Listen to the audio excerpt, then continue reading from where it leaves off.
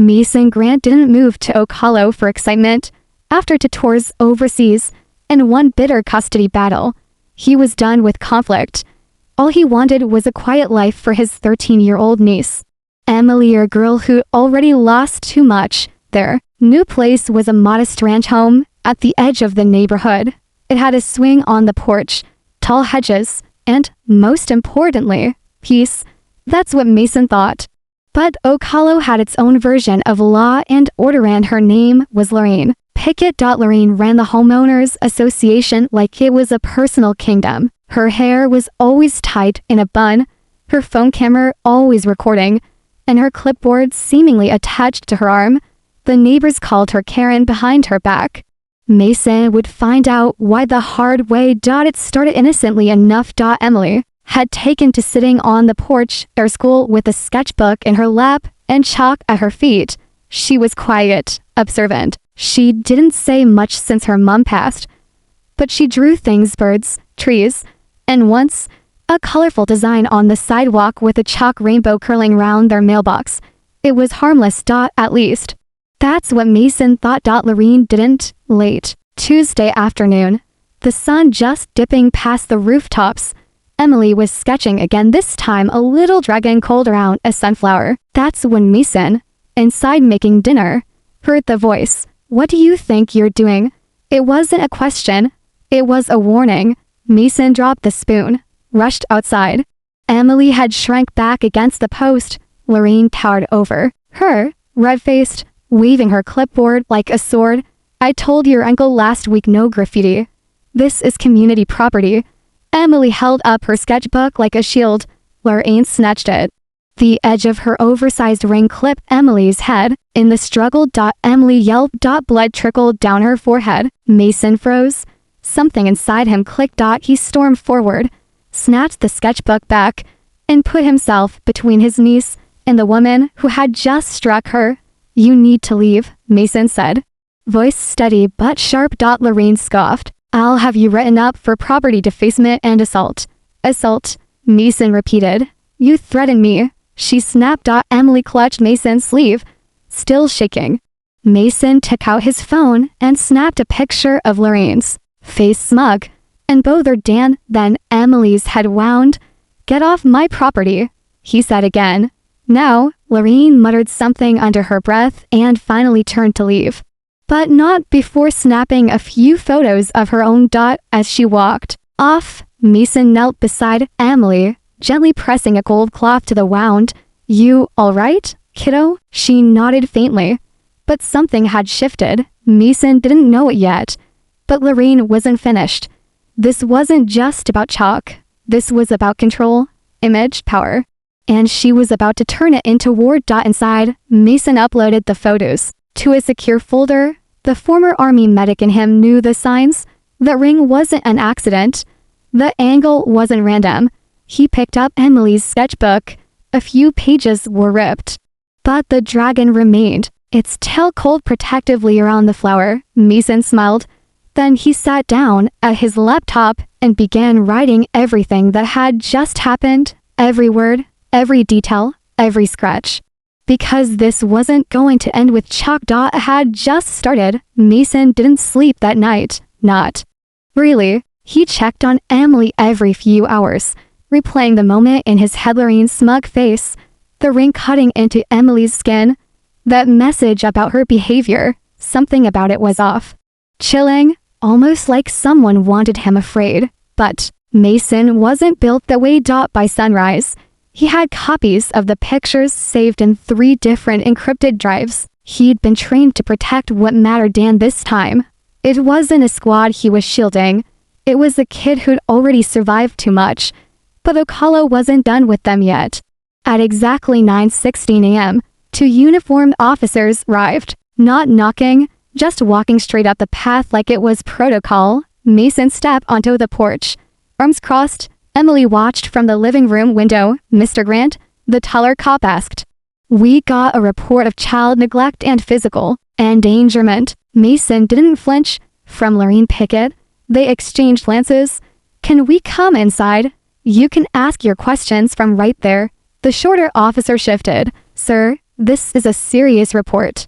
The Hoa vice president submitted a written statement, along with photos, alleging your niece was injured due to your negligence and that she's been displaying disturbing behavior toward neighbors. Mason blinked, then he chuckled. You mean drawing dragons? She claimed the girl was unsupervised, aggressive, and unstable. Want to see the real photos? The ones where your concerned neighbor injured a child. Mason handed them his phone. The officer scrolled through the images. Emily's cut, Lorraine's smug expression, the chalk drawing that couldn't scare a butterfly. Their tone shifted fast. This isn't what she described. No kidding, Mason said. Mind if we check in with Emily real quick? Only if she says it's okay. Emily stood just inside the door.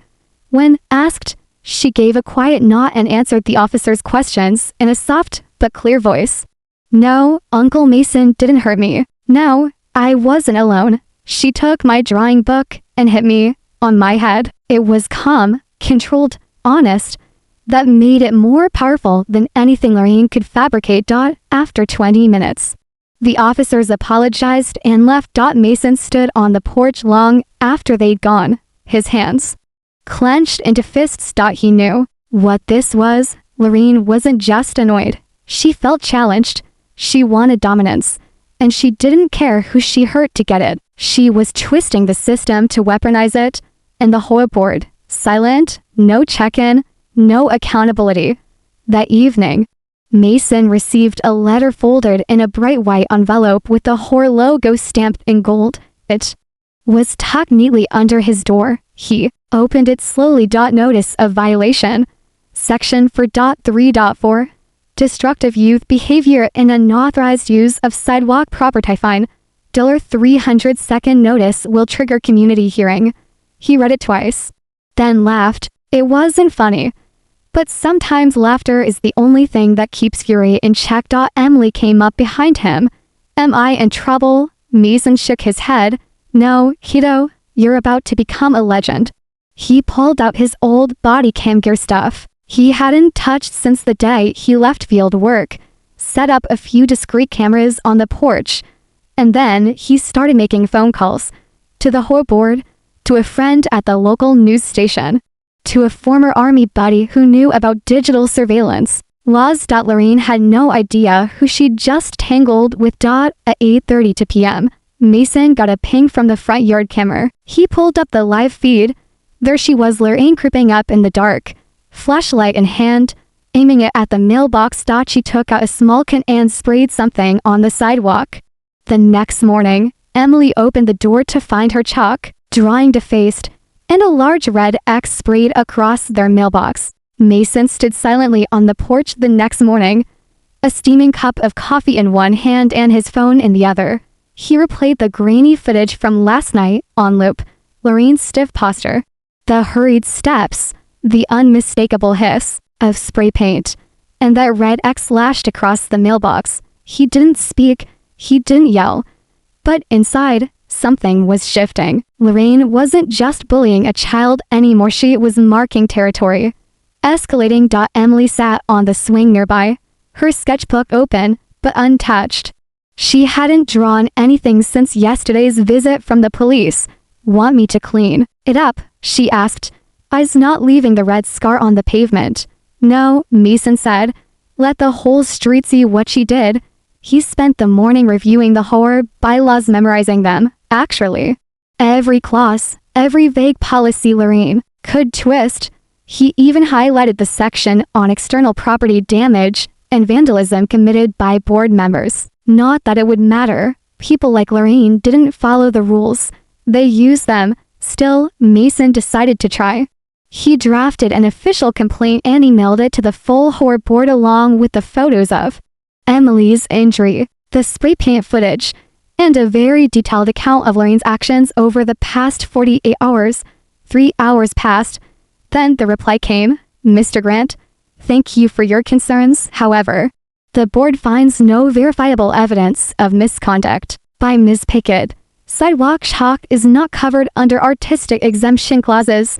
Please refer to section 4.3.4. Respectfully, HOA Secretary David Greeley. Mason stared at the screen. No evidence. She was caught on camera. The reply wasn't just dismissive, it was complicit. They were covering for her. And that changed the game. Mason didn't call. He didn't argue. He simply grabbed his tablet and loaded the best parts of the footage into a secure video file. Then he did something Lorraine never saw coming. He set up a projector on the porch.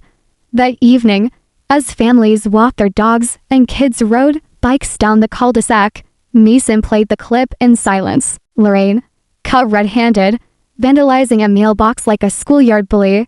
The neighbors slowed down. Some stopped. Some took out their phones. Lorraine didn't come outside that night. The next morning, a notice appeared on Mason's door. Cease unauthorized public displays. Immediate fine. $500. He grinned. So now they're punishing the truth. By now, Mason had 3 cameras wired to a backup server. One hidden in a potted fern near the steps. He caught everything. Lorraine standing at the far end of the street, snapping photos of Emily again, whispering to her phone. Emily noticed too. She keeps doing it. She whispered, I know. Mason replied, what if she makes up more stuff? Then we give her something real to panic about. Mason handed Emily a new set of chalk pastels. You up for making something big? She hesitated, then cracked a small smile. Really big. Mason nodded. That afternoon, Emily got to work. Right there on the driveway, she drew a full mural, a dragon, just like before, but this time, it stood tall, its wings spread across the sidewalk, tail curling round a mailbox, eyes watching everything. And right beneath it, in bold chalk script, this dragon watches what horror lies can't hide. By the time the sun set, half the neighborhood had walked by. Some even clapped. Someone left a thumbs-up sticky note on their mailbox. But Lorraine, she was quiet. To quiet. Just after midnight, a new alert hit Mason's phone. This time, it wasn't Lorraine. It was a figure in a hoodie, dragging a bucket of gray paint. The cameras caught the whole thing, dumping paint on the mural, stomping over it. But before they left, the person glanced at the porch. The face was clear. It wasn't Lorraine, it was David Greeley, the HOA board secretary. Mason didn't sleep. A wink. The footage of David Greeley stomping over Emily's mural played on repeat in his mind. HOA board secretary, the same man who dismissed the complaint, now caught red-handed committing property destruction. The paint had smeared Emily's artwork into a dull mess. But it wasn't the chalk they were trying to erase, it was her voice. Stopped by morning. Mason had downloaded every frame of the video, labeled it, backed it up 3 times, and forwarded it to his buddy at a local news channel with the subject line, HOA vandalism cover-up. He expected retaliation, but he didn't expect what came next. At 9:12 a.m., a white SUV pulled into his driveway. 2 women stepped out, one in a brown blazer, the other holding a clipboard. Good morning, the first woman said with rehearsed calm. I'm Rachel Linton with Child Protective Services. We received a report concerning your niece, Emily Grant. Mason's jaw tightened. From who? She glanced at the form. An anonymous tip. Claims of emotional neglect, instability in the home, and exposure to hostile environments. Hostile environments? He almost laughed. Of course. Lorraine couldn't silence him, so she was aiming for something more personal, more surgical. Emily, hearing voices, peeked through the curtains. Mason gently waved her back and stepped onto the porch. I want everything recorded, he said. Rachel nodded. Standard protocol. May we come inside? You can talk to her out here, where the cameras are. Rachel blinked. Cameras? Mason gestured.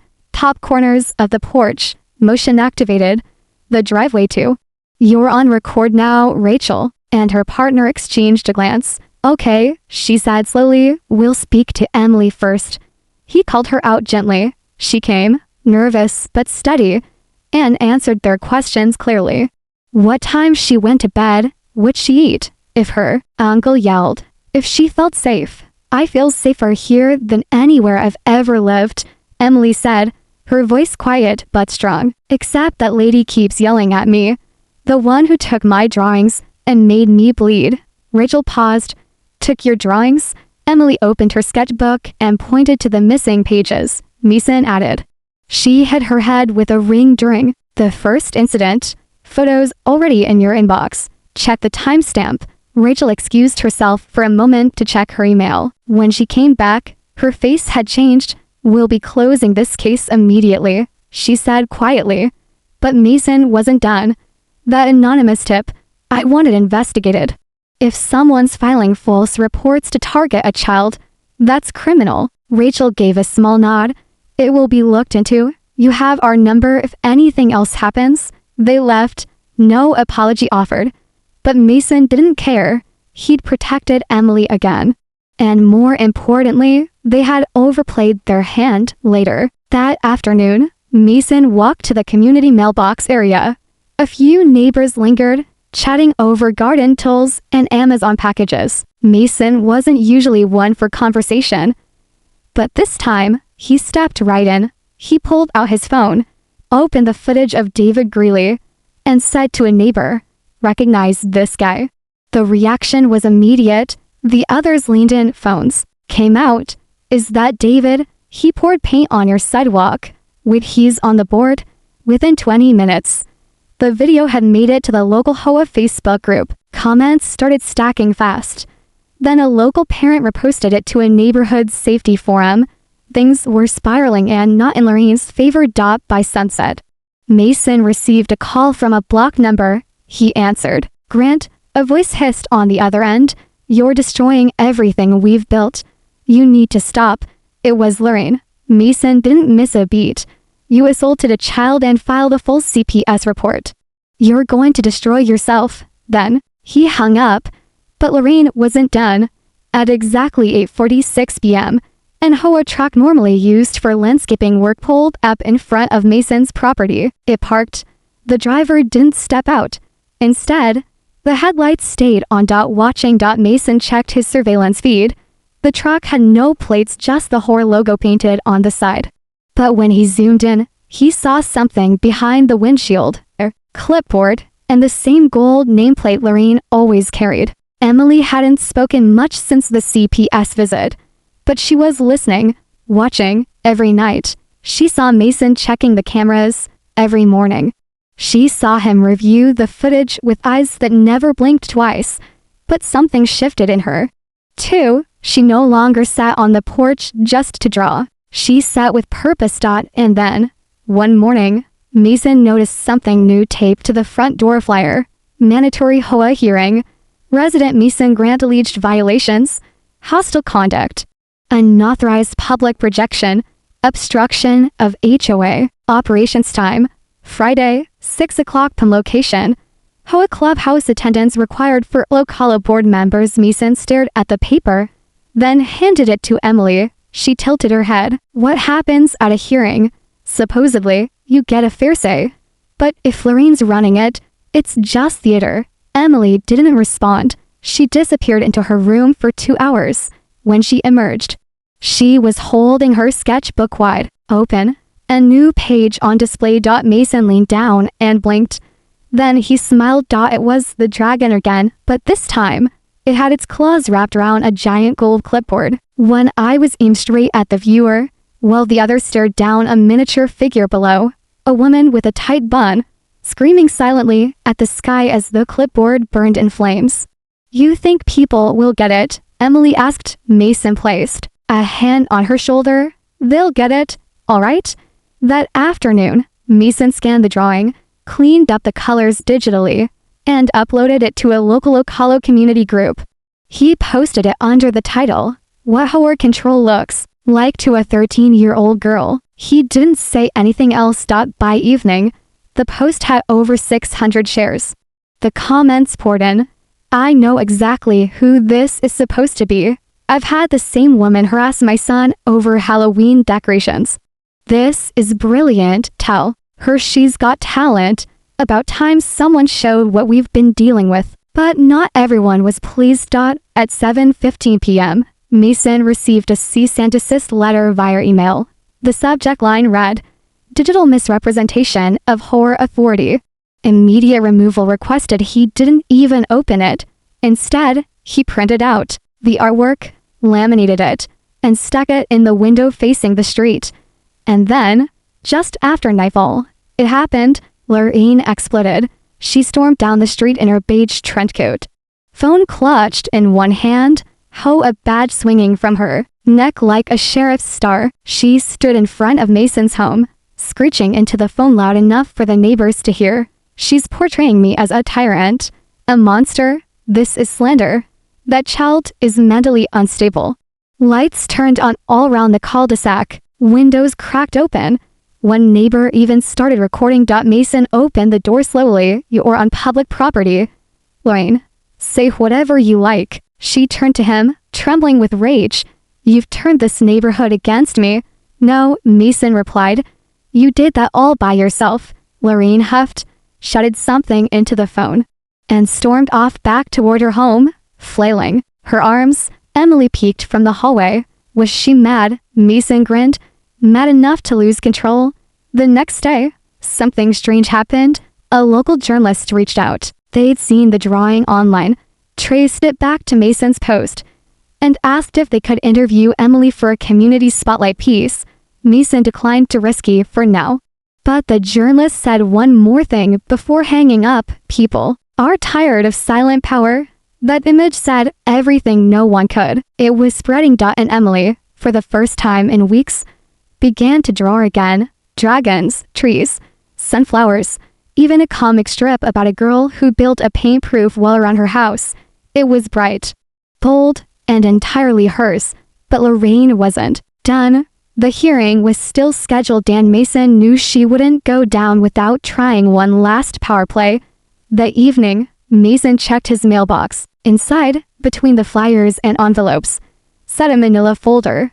Inside it, photos of Emily, at school, at the park, on the porch. Each one labeled with a time and date. No note, no sender.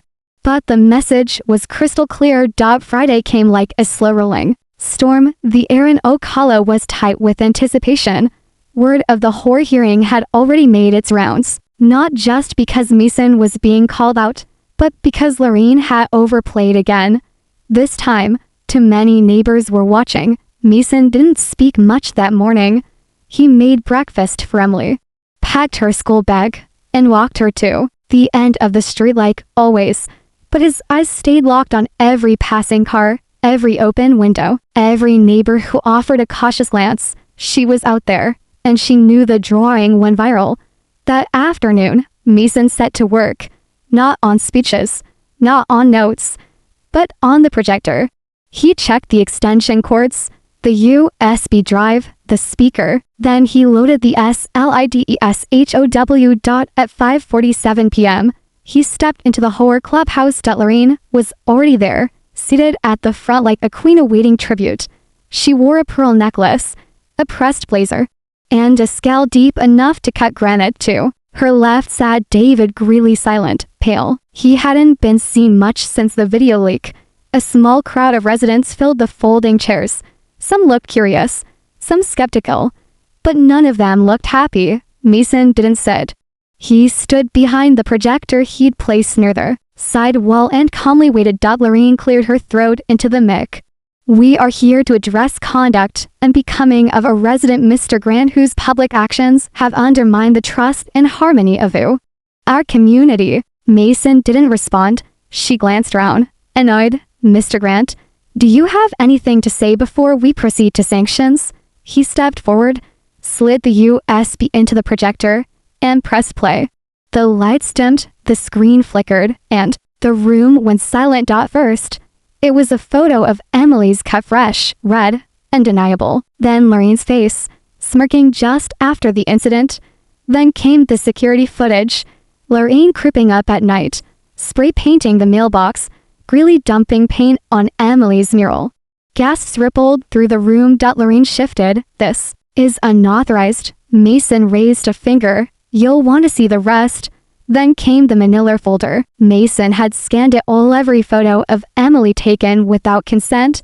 The timestamps, the angles, some even show Greeley's car in the background. "I received these last night." Mason said evenly. No return address, but we can all recognize the parking lot by the school.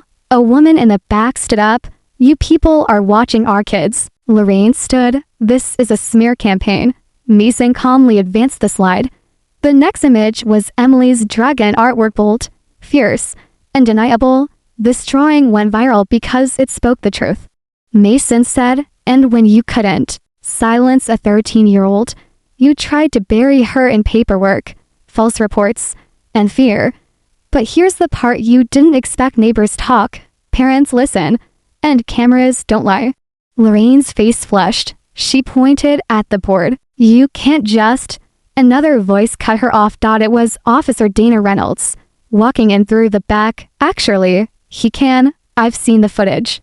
And I've got a warrant to seize your horse surveillance logs. Lorraine, your board president, just gave us full cooperation.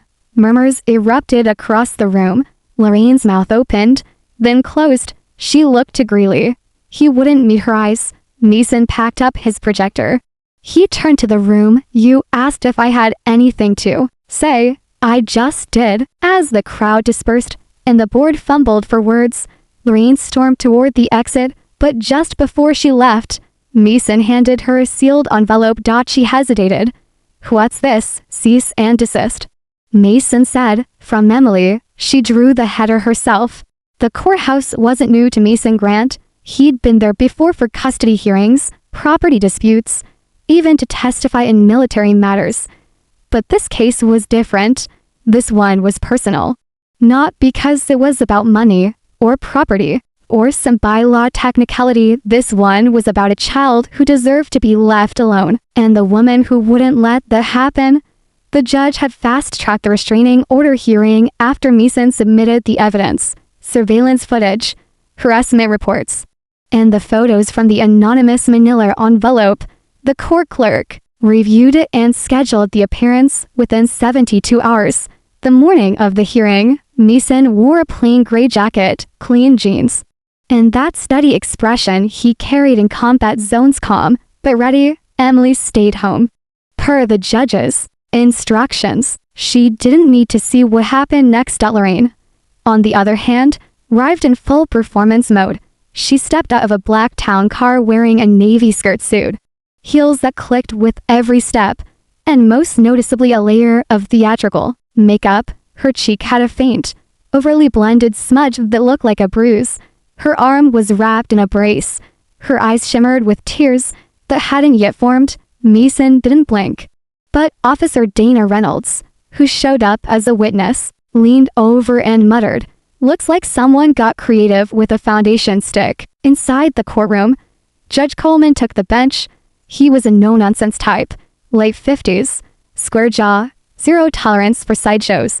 Case number 11-EP, the clerk announced. Mason Grant versus Lorraine Pickett petition for restraining order and counterclaim of defamation by Ms. Pickett.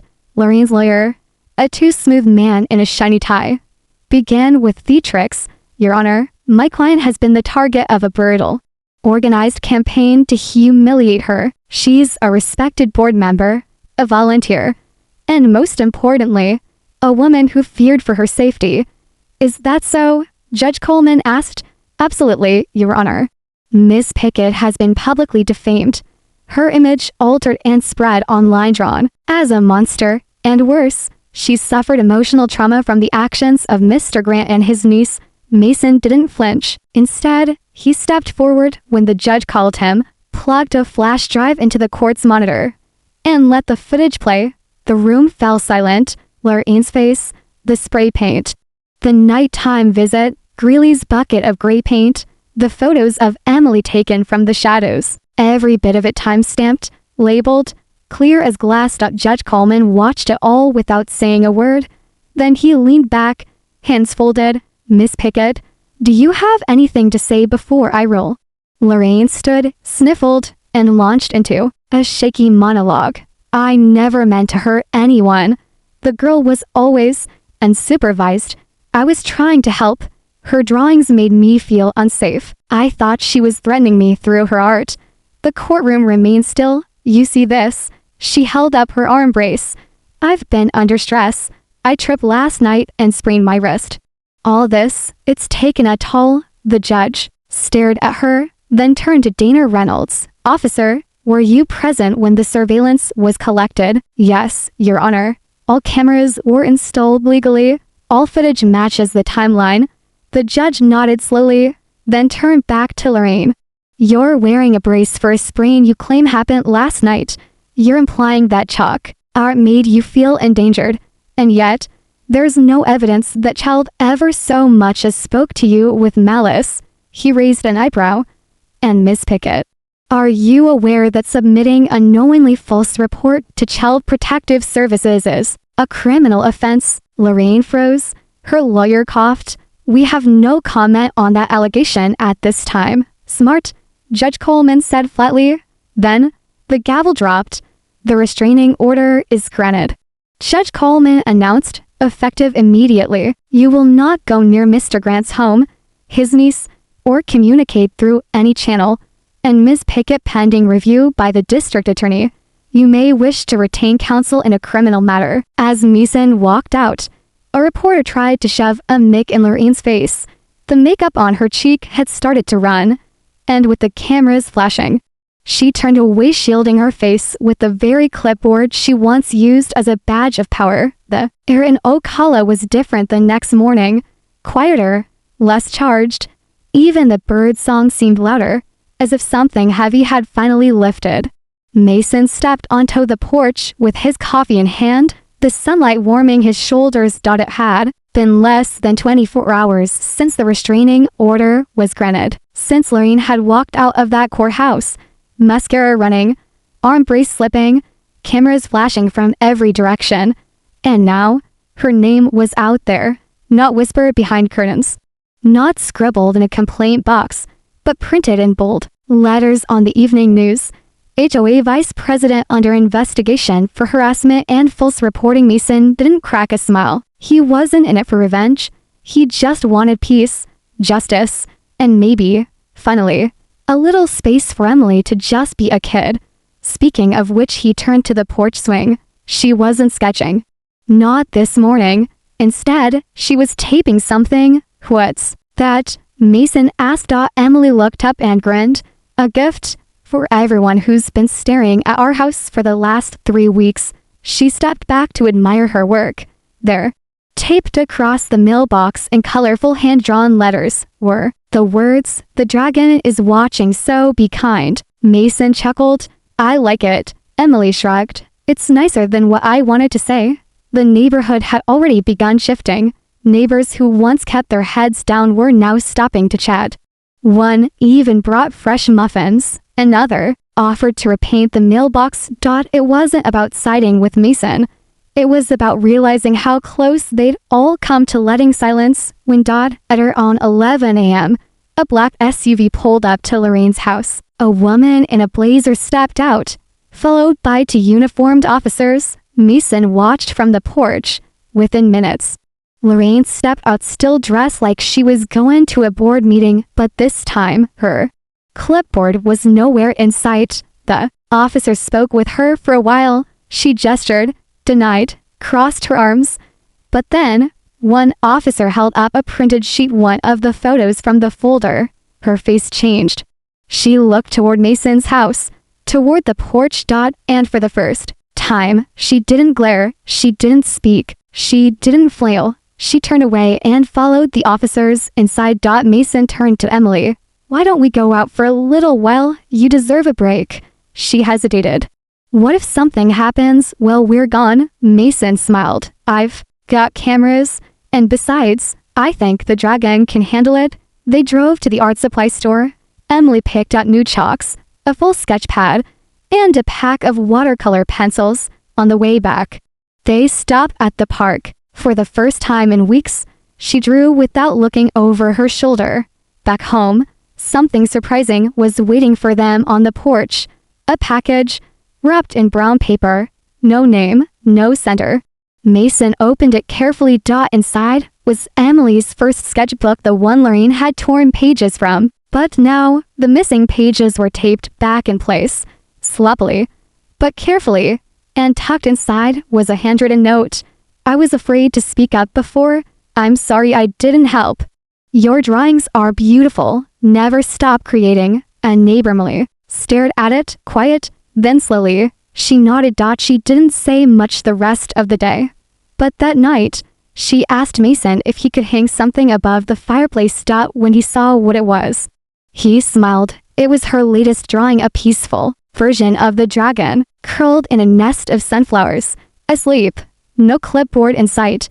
2 days later, Mason got a call from the local news channel.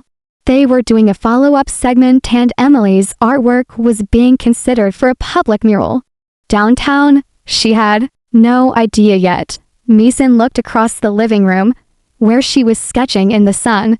He didn't tell her. Not yet. Some victories are quiet, and sometimes, the best revenge isn't loud. It's art that no one can erase. Emily's story wasn't just about chalk or rules. It was about holding the line when no one else would. And in the end, the dragon didn't roar. It just kept watching until truth had room to breathe.